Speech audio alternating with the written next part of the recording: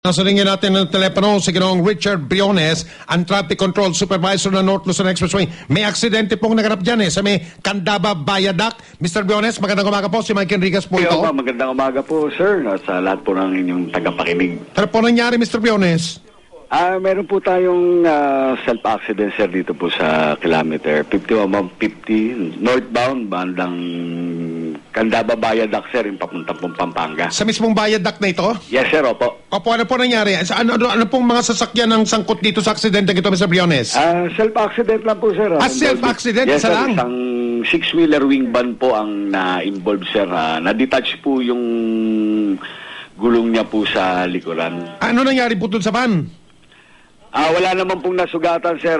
Bali na tumba po yung truck niya po na right side down po. Okay, meron po kaming impormasyon dito na yung traffic daw umabot na hanggang dyan sa may Pulilan exit. Ay, sir, sa monitor po natin, sir, wala pong kahabang traffic, sir.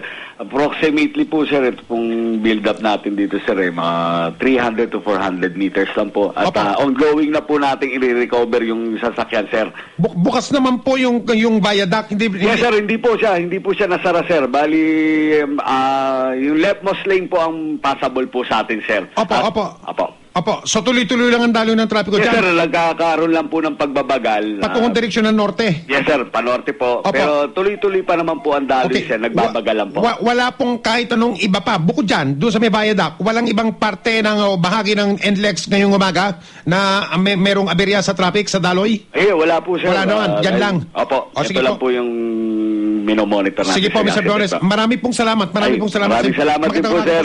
Good morning. Sige nung Richard Briones, Traffic Control Supervisor na North Luzon Expressway NLEX. Mga kapusang oras po natin, 6:26.